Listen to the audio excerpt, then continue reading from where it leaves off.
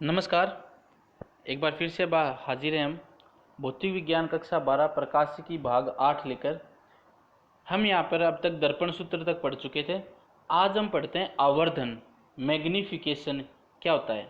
बिल्कुल important topic है।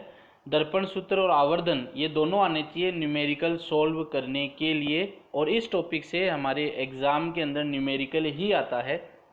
तो अगर अभी तक आपने दर्पण सूत्र नहीं पढ़ा है या अभी तक अपने भाग 7 तक नहीं देखा है तो पहले वो देखिए, तभी ये समझ में आएगा। तो आज शुरू करते हैं हम आवर्धन। तो सबसे पहले हम बात करते हैं आवर्धन का शाब्दिक अर्थ क्या होता है। तो दोस्तों, आवर्धन का जो शाब्दिक अर्थ होता है किसी भी पदार्थ का आकार, मान, शक्ति आदि के बढ़ाने की क्रिया। कोई भी पदार्थ है, कोई भी वस्तु है, या तो उसका आकार बढ़ाना या उसका मान बढ़ाना या उसकी शक्ति बढ़ाना, किसी भी तरीके से बढ़ाना, आकार बढ़ाना है, तो उसको हम बोलते हैं आवर्धन। तो हमारे भौतिक विज्ञान में इसकी आवर्धन की कहाँ जरूरत पड़ गई। तो देखिए दोस्तों, हम भौतिक विज्ञान में प्रकाशिकी में हम क्या कर रहे हैं, कोई भी वस्तु है उसको अगर हम उत्तल दर्पण या अवतल दर्पण के सामने रखते हैं तो विशेष स्थिति में कभी तो उसका आकार बढ़ जाता है, कभी उसका आकार कम हो जाता है। तो आकार जो बढ़ रहा है या कम हो रहा है, इसीलिए हम आवर्धन शब्द यूज में ले रहे हैं। तो देखिए, एक तो ये हमने पहले पढ़ा हुआ है, बस समझाने के लिए मैंने चित्र यहाँ पे लिया है कि अगर वस्तु ये है अवतल दर्पण, अवतल दर्पण के ध्रुव और फोकस के बीच में रखी होगी तो इतना बड़ा प्रतिबिंब बन रहा है, जबकि वस्तु क्या है, छोटी सी, प्रतिबिंब बड़ा बन रहा है।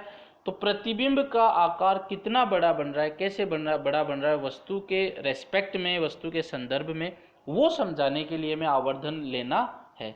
यहाँ पर देखिए, वस्तु का जो उल्टी बन रही है लेकिन आकार का जो बड़ा बन रहा है।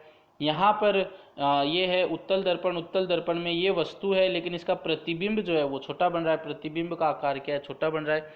तो वस्तु के रेस्पेक्ट में प्रतिबिंब का आकार जो छोटा बड़ा हो रहा है, उसको समझाने के लिए हम ये जो शब्द है आवर्धन ले रहे हैं। आवर्धन वैसे तो हिंदी का ही शब्द है, लेकिन उसका जो अर्थ होता है वो पदार्थ का आकार या आकार बढ़ाना या मान बढ़ाना है। भौतिक विज्ञान में हम क्या ले लेंगे कि वस्तु के संदर्भ में, वस्तु के रेस्पेक्ट में प्रतिबिंब का आकार बढ़ रहा है या कम हो रहा है। तो अब हम शुरू करते हैं आवर्धन की परिभाषा।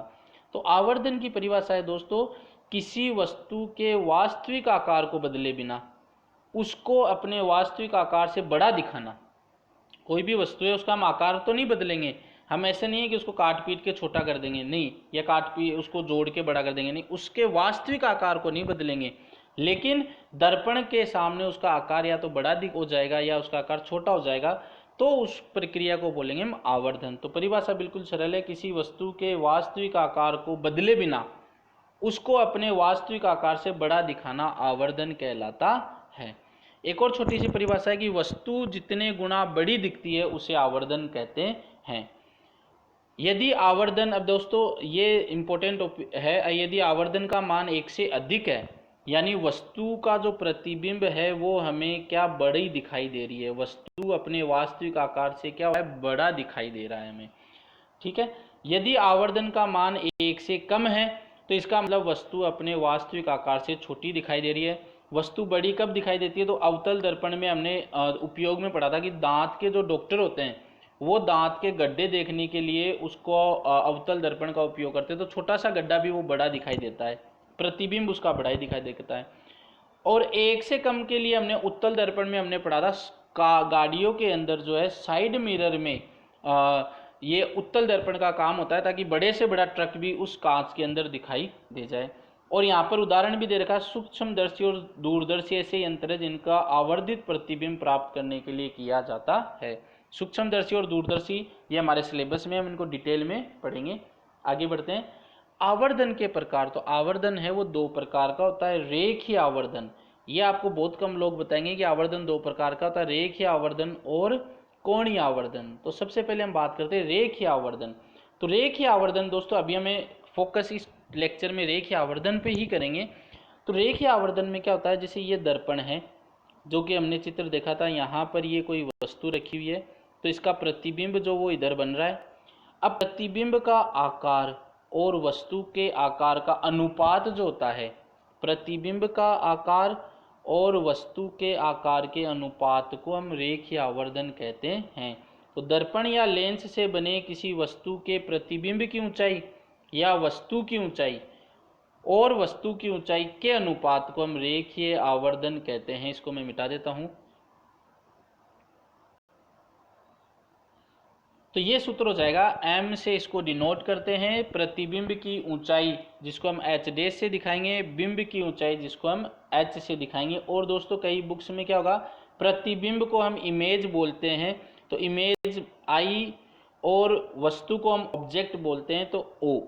तो I बटा O से भी दिखाया जा सकता है। तो सूत्र ये लिख लेना, आगे बहुत जगह काम आएगा ये। और यह जो परिभाषा है वो केवल उत्तल दर्पण, अवतल दर्पण और लेंस के लिए ही मान्य होगा, क्योंकि फिर जो आएंगे वहाँ पे कोणीय आवर्धन लगेगा और इसको आवर्धन को m से दर्शाते हैं।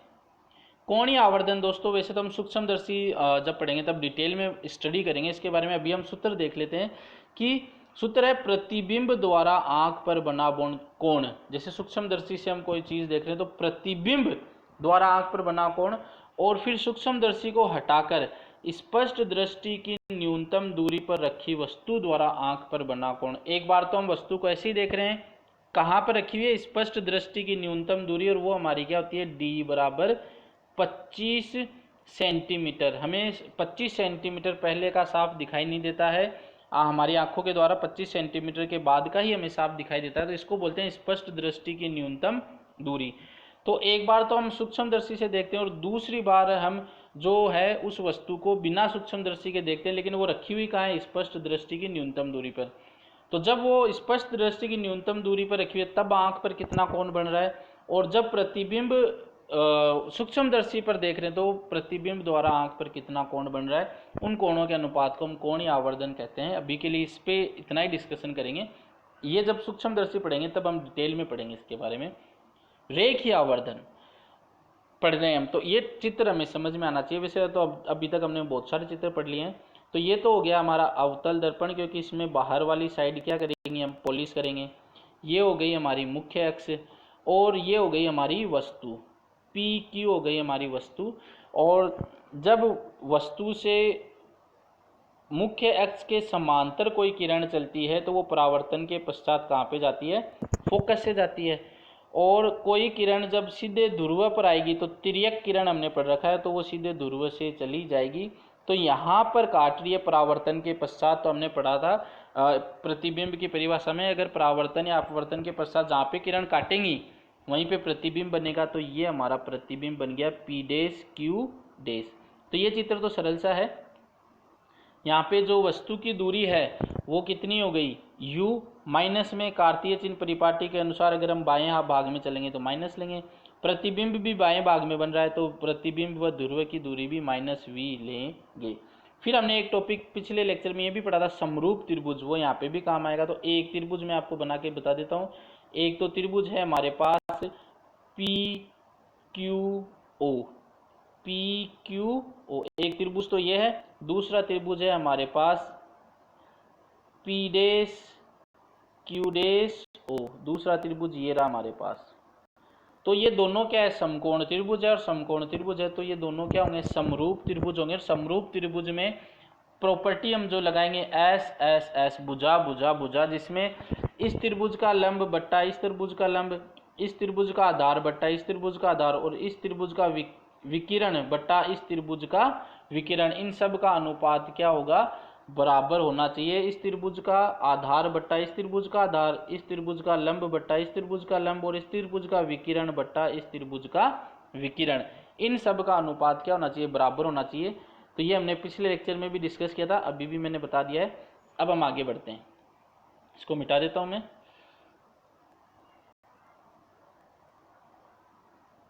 तो त्रिभुज कौन कौन से, PQO, एक त्रिभुज तो ये हो गया, और एक त्रिभुज हो गया P डैश Q डैश और O, दोनों क्या है, समरूप त्रिभुज।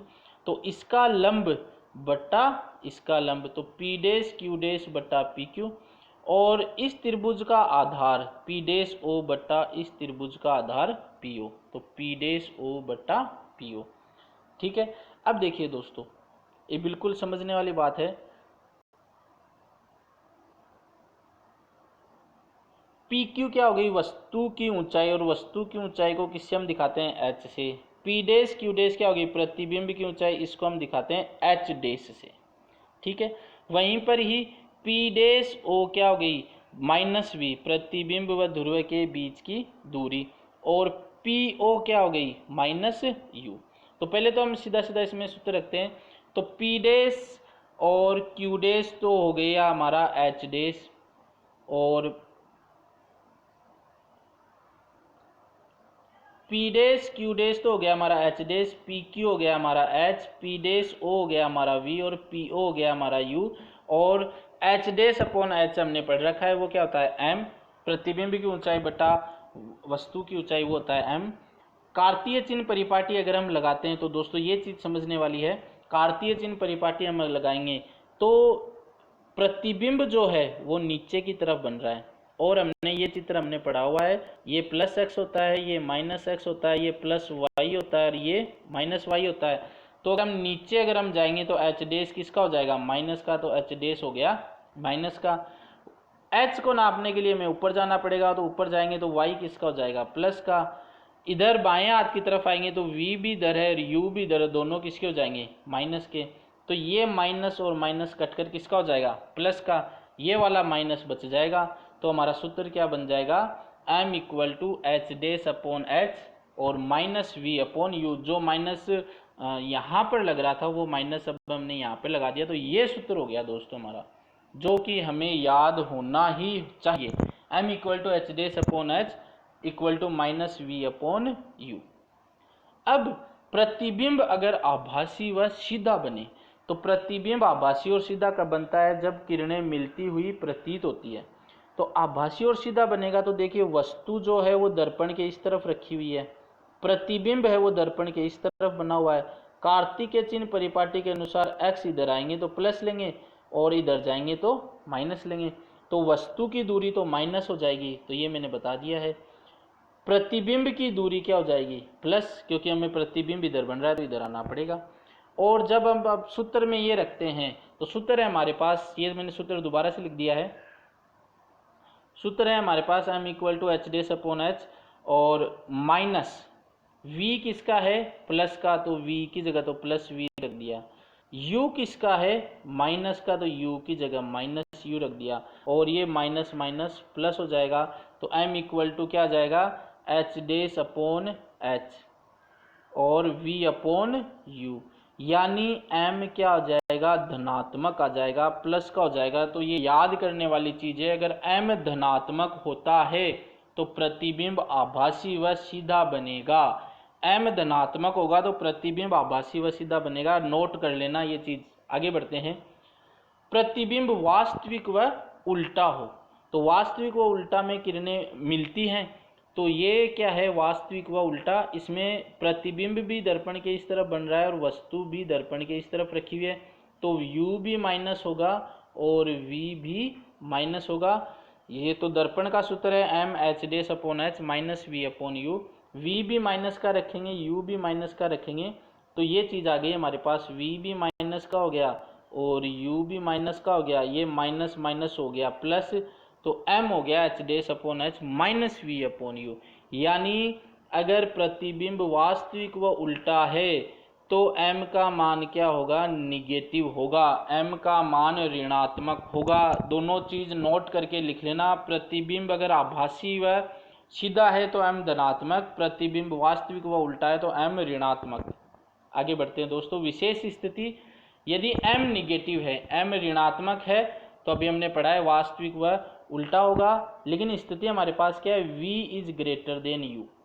तो m का मान देखिए, m का अगर हम परिमाण देखें तो v अपॉन u, ये सूत्र होता है हमारे पास। परिमाण की अगर हम बात करें तो v हमें दे रखा है v ग्रेटर देन u, यानी v का मान बड़ा है, u का मान छोटा है, v का मान बड़ा है, u का मान छोटा है, यानी अंश में न्यूमरेटर में राशि बड़ी है, हर में राशि छोटी है। अंश में राशि बड़ी है और हर में राशि छोटी है, और अंश में अगर राशि बड़ी होती है तो उसका मान भी क्या होता है, m का मान भी क्या हो जाएगा, ग्रेटर देन 1 हो जाएगा। जैसे 2/1 और 4/1, तो यहाँ पे अंश में राशि बढ़ रही है, अंश में राशि बढ़ रही है तो ये ग्रेटर देन 1 हो जाएगा, तो m का मान क्या होगा, ग्रेटर देन 1 होगा। और ग्रेटर देन 1 होगा यानी प्रतिबिंब का आकार वस्तु से बड़ा होगा। ऐसा दिया होता है, m नेगेटिव है, m ग्रेटर देन 1 है, तो प्रतिबिंब कैसा होगा, आकार वस्तु से बड़ा होगा। दूसरी विशेष स्थिति, m अगर नेगेटिव है, v बराबर u है, तो v बराबर u अगर हम इस सूत्र में रखेंगे तो ऊपर भी v नीचे भी v से v कट गया, तो m बराबर 1 आ गया, तो m बराबर 1 होगा यानी प्रतिबिंब का आकार वस्तु के बराबर होगा। ये विशेष स्थितियां लिखते हुए जाना, प्रतिबिंब का आकार वस्तु के बराबर होगा। तीसरी विशेष स्थिति, इस बार क्या है, u बड़ा हो गया यानी हर में राशि बड़ी होगी, और हर में राशि बड़ी हो गई तो 1/2 और 1/4, ये आधा किलो है, ये पाव है, ये हाफ केजी है, ये क्वार्टर है। तो अगर हर में राशि बड़ी होती है तो वो ओवरऑल राशि क्या होती जाती है, कम होती जाती है, यानी m का मान 1 से कम हो जाएगा। तो इस स्थिति में प्रतिबिंब का आकार जो है वो वस्तु से छोटा होगा। तो दोस्तों ये तीनों विशेष स्थितियां न्यूमेरिकल सोल्व करने में बहुत काम आती है, ये कर लेना आप लोग। और ये आज का हमारा वीडियो कैसा लगा ये कमेंट करके ज़रूर बताना। ये आपको जो फोटो दिख रही है दोस्तों, ये ऑस्ट्रेलिया के नंबर 1 मोटिवेशनल स्पीकर है, निकोलस जेम विजिस की। इनके दोनों हाथ नहीं है, दोनों पैर नहीं है, लेकिन ये नंबर 1 मोटिवेशनल स्पीकर हैं ऑस्ट्रेलिया के। तो अगर हमारे पास कुछ करने का जज्बा है तो हम बहुत कुछ कर सकते हैं। ये जो समय है ये व्यर्थ में ना गवाएं, आपके पास मौका है फिजिक्स, केमिस्ट्री, गणित या बायोलॉजी में 100 में से 100 लाने का, अपना भविष्य उज्जवल करने का, इसको व्यर्थ ना करें। इसी के साथ धन्यवाद दोस्तों।